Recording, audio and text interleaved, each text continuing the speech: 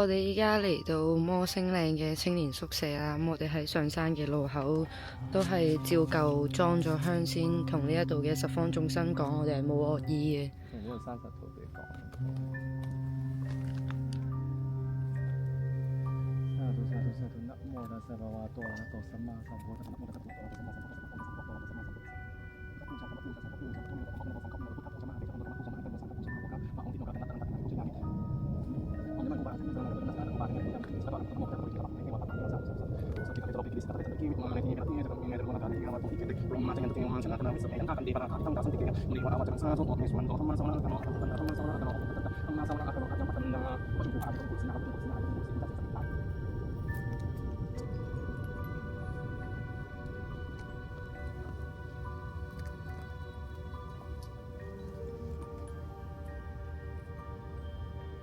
喺上山嘅路段會經過青年宿舍啦，可以見到出邊都係有海景。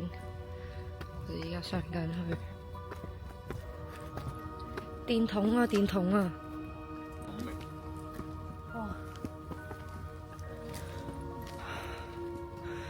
哇！我依家係由我心嗰度寒出嚟啊！係啊，啱啱喺下面影。小心唔好踩到佢哋啊！同埋啱啱望到上面。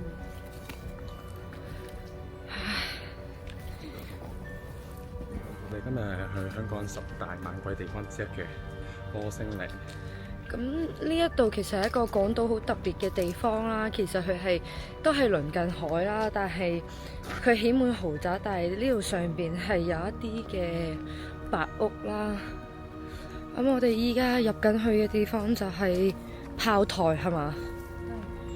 好，唔好意思打攪晒，我哋冇惡意嘅。咁佢山腰曾經係一個平民區啦，佢山腳沿海一帶曾經係一啲大量嘅木屋區啦。聽聞咧就係有人喺度打 war game 啦，跟住又見到英軍同日軍咧就喺度重現翻當年喺度打仗嘅情況。咁我哋其實已經行到入嚟呢一個嘅炮台遺跡啦。其實同上一次魔鬼山一樣，呢度都係好多嘅白花。呢邊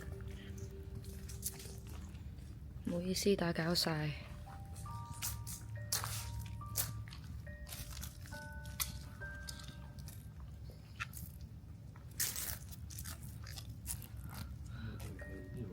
喺1990年代開始啦，摩星嶺其實成為駐港嘅英軍軍事基地啦。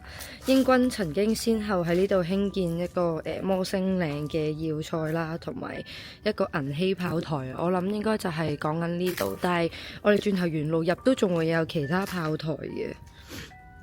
咁喺1941年香港保衛戰係曾經被使用啦，但係喺香港重光後就已經開始荒廢嘅啦。咁喺1949年國民政府搬咗去台灣之後呢，部分一啲唔肯去台灣嘅退役老兵就被安置喺摩星嶺嘅公民村啦。喺1950年嘅上半年就發生咗秧歌舞事件啦，一班左派嘅學生前往摩星嶺嘅難民區向居民作出一啲挑釁，演變成為流血嘅衝突。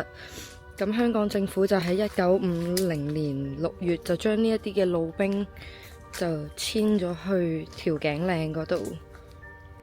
咁聽聞咧，上面咧就有4間係冇數字嘅白屋嘅。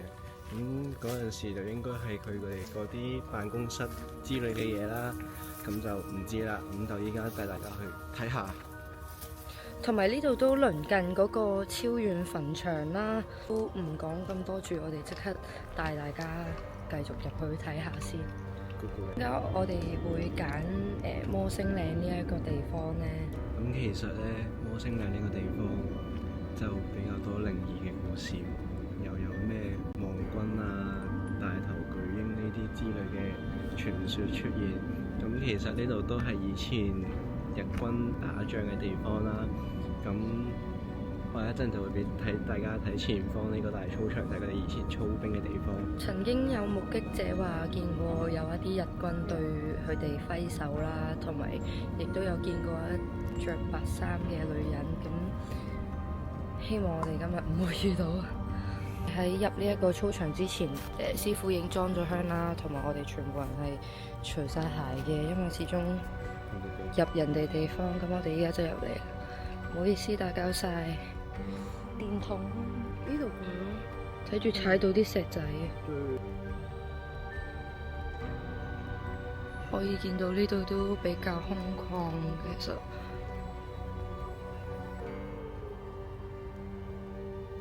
嗰度有一盞紅燈，唔知係咩嚟。咁我哋依家就會喺呢一度用啲飯盒做一啲嘅簡單嘅路祭啦。我哋照舊都係師傅用巴拉吉去問事。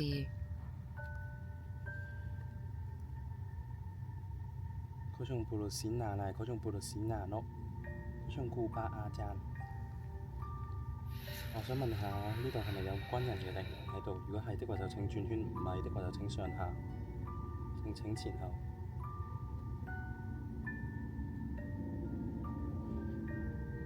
咁我想問下，可唔可以指出軍人嘅靈魂喺邊度？唔該你啊，指住個方向俾我睇下。喺右邊，係啦。應該係頭先草叢嗰啲聲。咁我想問下，我哋依家呢個範圍係咪有軍人嘅靈魂喺度睇緊我哋做嘢？係的話就請轉圈，冇的話就請前後。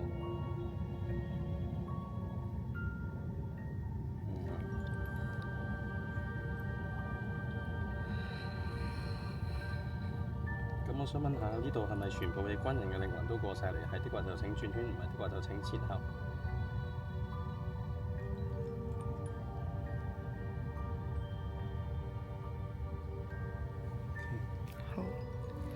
咁我哋都睇到啦，咁我已經裝咗香嘅關係啦，咁品咗佢哋知道我哋嘅今日入嚟去做啲咩啦，咁佢哋就已經係過晒嚟係睇緊我哋做啲咩啦，咁我哋因為都冇惡意嘅，咁佢哋都係當咁樣睇我哋喺度做咩。係，我諗佢哋都好好奇，無啦啦點解會有人除鞋入佢哋嘅屋企？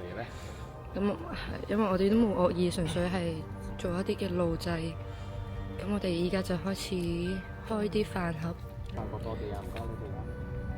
會唔會有啲腳步聲啊？可以俾我哋知道你哋喺度啊！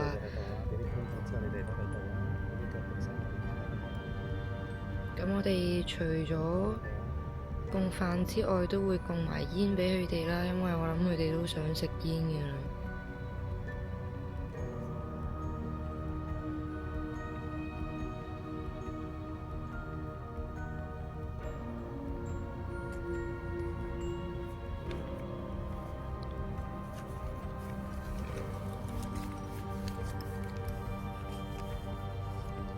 食緊飯應該唔得閒食煙喎。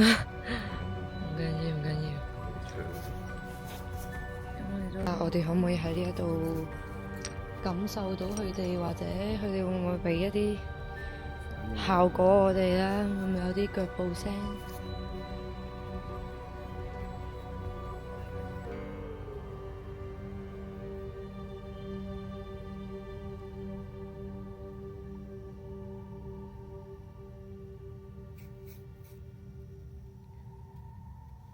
可能佢哋都驚嚇親我哋。佢哋未必做，唔知點解。係。佢哋唔係唔想。都未必做到我哋想要。嗰啲效果。有腳步嘅效果。係，我哋最主要都係想拜祭佢哋。呢支係咪熄咗？細手，細手。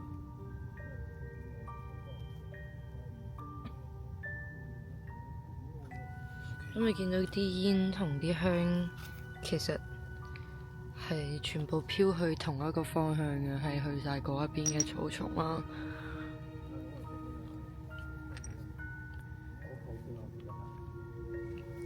好，咁我哋可能跟埋去一齊行去嗰邊睇一睇。我哋頭先供飯供煙，其實啲煙全部都係飄向呢一邊，但係就唔知入邊嘅一度係咩嚟嘅，上面啲樹都有啲聲。我哋冇惡意嘅。行得好，師傅出翻嚟啦。咁師傅喺入邊問咗，都唔可以再繼續行入去，我哋都係留。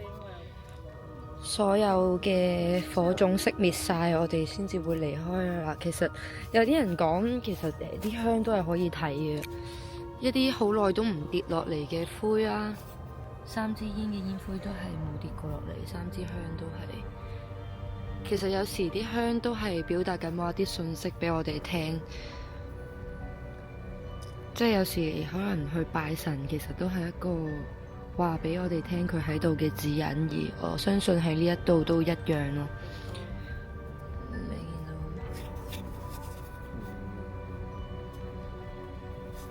正常啊，因為啲煙全部都係飄向嗰邊嘅，你見而家仲係飄緊去嗰邊，但係冇風嘅依家。所以講因為佢有隻極眼望就睇嗰度應該係比較重怨氣同埋重殺氣嘅靈魂啊，或者係佢哋已經係有修行緊嘅靈魂住喺入邊。因為我哋講緊嘅所有萬物皆有靈，同埋我哋相信係大自然所有嘢都會有靈魂嘅，一啲樹木啊、花草啊都係有靈魂。因為我哋所講好似灣皮蓬咁樣，都係一種有靈魂存在喺入邊嘅生物嚟嘅。即係我哋鋪頭都有種緊嘅灣皮蓬，如果有需要嘅朋友可以揾我哋預訂啊。冇錯，亦都即係皮蓬啦。Yes， 同埋咦，師傅你今日帶嗰塊牌同上次唔同，呢個係 Puppy 呢塊係就係 Puppy 粒，呢塊都係我哋嘅師傅老師摘出嘅徒弟版嘅 Puppy 粒。咁 Puppy 粒主要嘅功效呢，就通常呢都係一啲比較高權力地位嘅人先可以擁有到，因為以前泰國呢，其實拜 Puppy 粒嘅人呢，通常都係一啲比較皇冠啊，或者係警察好高級嘅地產啊嘅人呢，先可以佩戴到 Puppy 粒嘅，因為 Puppy 粒就係財富嘅象徵，亦都係濕婆神第7個嘅化身。咁今日我哋都係帶住佢，因為始終我哋去一個比較陰嘅地方啦，所以就會同上次唔同，佢都係有一個保護嘅作用啦。興趣可能自己去靈探啊，或者其實都比較中意去一啲唔同地方探險嘅人嘅話，其實都真係好需要一塊去傍身啦。因為始終發生好多嘢，其實我哋係預計唔到嘅，咁當係一個保平安或者係一個嘅保護，係非常神奇嘅，係一滴煙灰都冇跌過落嚟，食到尾啊！我諗3支都未必夠，其實太多人。控制室同埋營房呢度係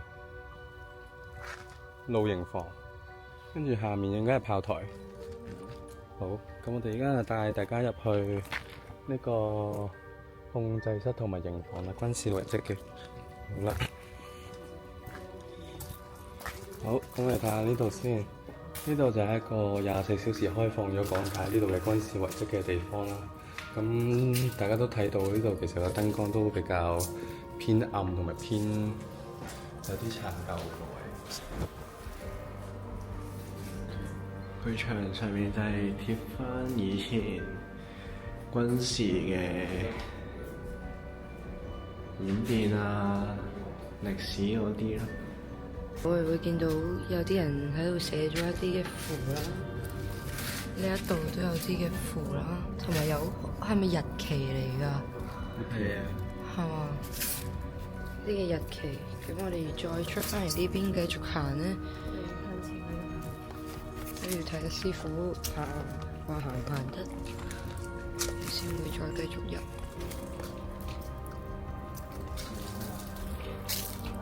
唔好意思打攪晒，唔好意思打攪晒。我哋啱啱喺出邊做完工返，嚇死我！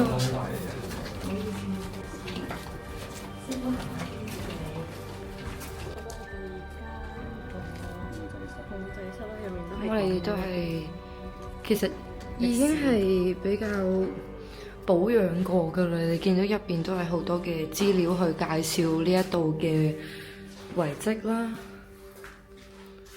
甚至有人喺度裝修嘅。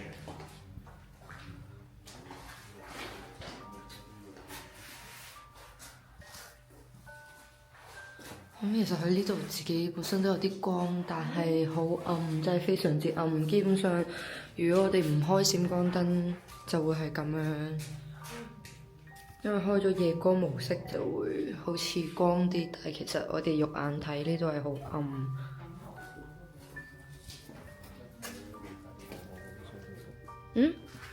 佢上去睇咗先。哇！嚇死我啊！屌！周邊全部都係啲花花草草啊、樹木嗰啲。依家由呢個呵呵去大路。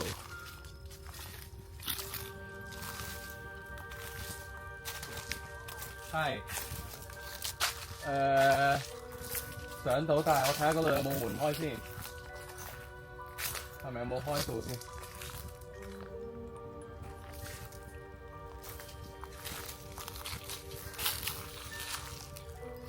佢好似冇開，冇開嘅。冇開。我哋上到嚟呢度，基本上都係冇啲乜嘢嘅，但係呢邊就有一間嘅地方啦，但係唔知呢個位係咩嚟嘅。咁我哋就唔入去啦，因為見佢門口都有鎖住。所以我哋就我諗都難得嘅。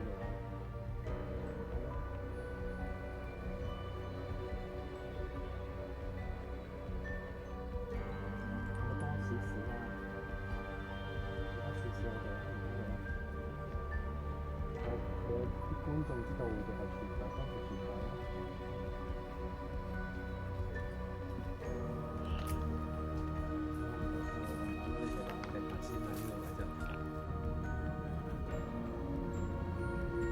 原來控制台隔離呢，呢度又係一個類似山洞嘅位啦。不過要睇下師傅帶唔帶埋我哋落去啦。問咗佢哋就唔係太建議我哋落去啦，因為應該係就有啲阻擾到佢哋，就費事打擾佢哋咁我哋就師傅都講咗啦，就下面有啲危險，就喺出面淨係影一影，嘻嘻。依家就去到呢一個嘅通道口啦，師傅就問咗是係需要裝香先。咁其實香港鬧鬼嘅地方呢，就度度都有嘅，但係最多人知一定係摩星嶺啦。喺早年開始就已經流傳咗唔少嘅靈異故事係同摩星嶺有關。咁最主要嘅原因都係因為呢度係二戰時期嘅地方啦，同埋咁多年嚟呢一個位都比較少人會上嚟。咁其實係有一個70-80年代嚟自的士界流傳嘅摩星嶺故事啦。咁當年其實係好多年青人會過嚟探靈啦，而最易撞到靈異事件嘅話就係當時嗰啲嘅的士司機啦。咁有一晚其實有一個司機係接載咗一班嘅年青人啦，咁佢哋係喺呢一個摩星嶺嗰度。聽唔聽到啊？聽唔聽到啊？我聽到嗰邊嗰條路有講嘢聲。頭先我講緊嘢嘅時候，有一晚啦，有一個司機去車咗一班年青人嚟咗摩星嶺之後呢，佢就空車咁樣落返去啦。咁佢中途就見到一個中年嘅男人伸手截車啦。咁當時司機諗橫掂都落山咯，接唔到車啊，咁就諗住俾佢上車啦。應該就好似呢一架的士咁樣啦，空車落嚟嘅。咁佢就循例問啲乘客個目的地喺邊度啦，但係嗰個男人係冇答到嘅。咁跟住架車就繼續落山，咁沿途去到呢個摩星嶺徑，我停低去問個客係去邊度嘅。咁呢個時候呢，個司機就喺呢個倒後鏡嗰陣時，發現居然可以見到個影穿過去啊！哇，真係好 amazing 啊！個司機就扮冷靜啦，佢亦都唔敢再問啦，因為佢都曾經聽過一啲行家講話，其實係會有靈體同埋會發生交通意外啦。佢就好小心咁樣揸啦。佢行咗一段路，司機望到後鏡發現後邊冇人啦，佢先至夠膽加速駛返去市區嗰度啦。咁當架車行到西環嘅時候啦，咁司機一扭頭轉身嘅時候呢，就發現，咦，點解啱啱嘅乘客坐咗喺副駕駛嗰個位置嗰度嘅呢？咁個司機就即刻停低，好驚咁同佢講話：大佬，揾兩餐啫，唔好嚇我啦。講完之後，個男仔聽咗之後就微笑點頭，跟住就穿過車門離開咗。自此之後，嗰個司機其實對摩星嶺都好有戒備心啦。佢架車都放咗一個開咗光嘅神像去保平安。入鄉之後，我哋就行入去呢一個通道啦。佢哋想我哋行呢度，一個分岔路。咁師傅都問咗事，就建議我哋行呢一邊，我哋都呢度一陣再行。係啦，我哋先行咗呢一邊先。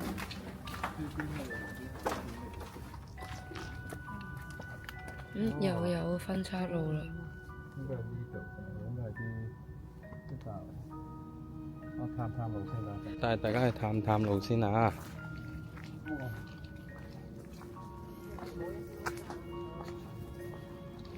大家探路啊！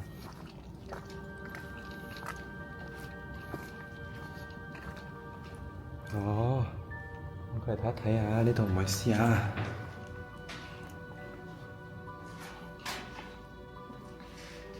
睇到呢度呢一個應該以前嘅營房啦，或者叫做牢房啦，我哋叫做。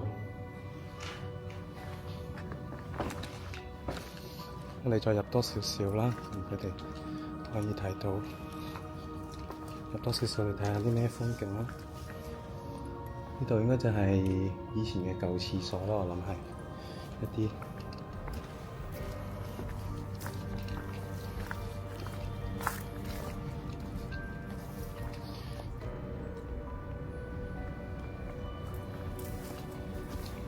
唔該啊，唔好意思啊。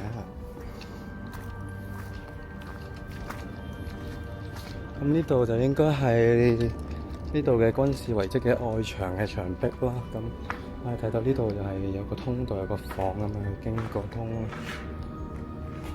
我哋呢度見到，睇下喺呢啲位度都會有棵樹葉去成長嘅。咁我哋依家呢度就係講緊啲靈體咁樣，就係喺啲環境度都成長到。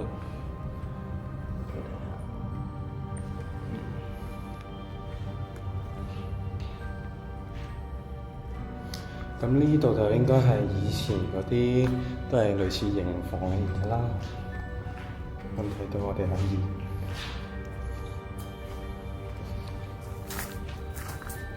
我哋再入嘅呢個位咧，就睇到就都係一啲城牆嘅牆邊嚟啦。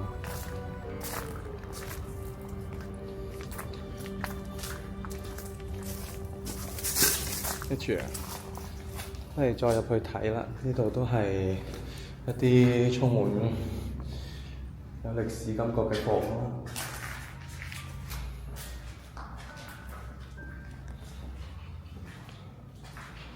咁呢度應該都係以前一啲營房嚟，咁樣應該都係連住有4間咁樣。咁我所諗呢度應該就係傳說中佢哋所講嘅咁4間白房啦。呢間係其中之一間啦。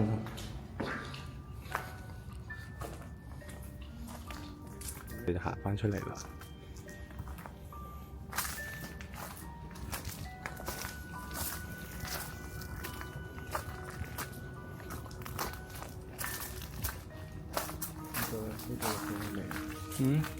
入咗啦，入咗。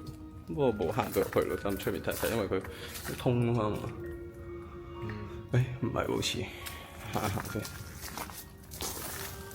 好，我哋入翻個呢度先，睇下通喺邊度先。應該啲通道嚟㗎，係以前。OK。咁我諗呢啲通道咧，都係以前人哋一啲防空洞嚟，咁樣走路嘅。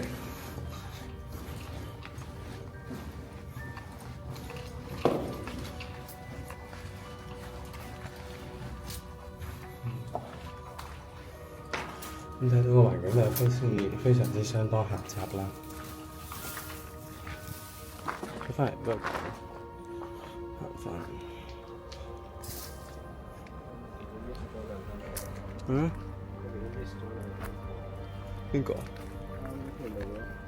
係啊。翻嚟啦，咁我哋就。咁我哋依家就出翻去蒸族。咁我哋就行另一個入口。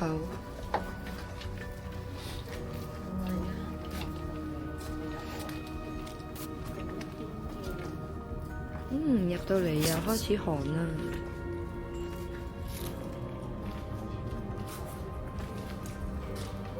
呢啲房以前係用嚟做咩嘅咧？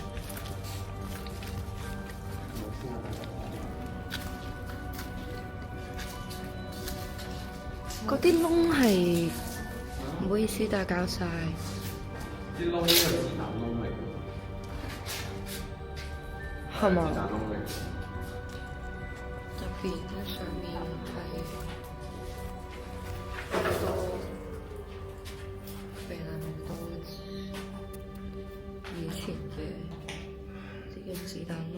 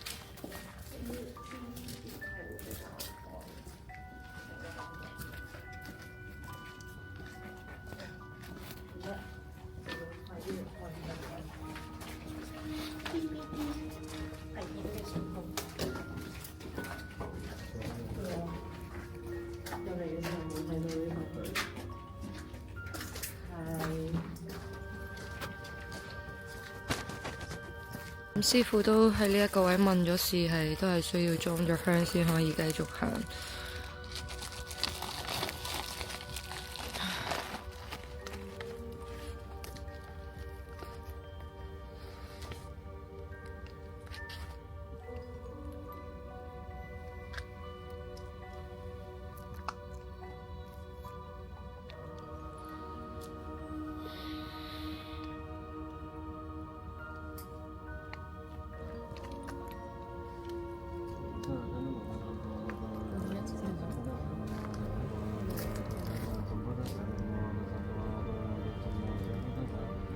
第二啲煙係出去後邊嘅，我哋都係照舊同翻呢一度嘅山神土地同呢度嘅十方眾生講，我哋係完全冇惡意啦。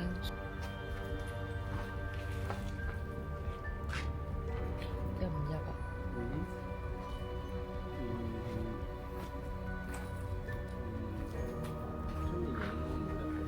好，咁師傅都話呢間就唔好入去啦。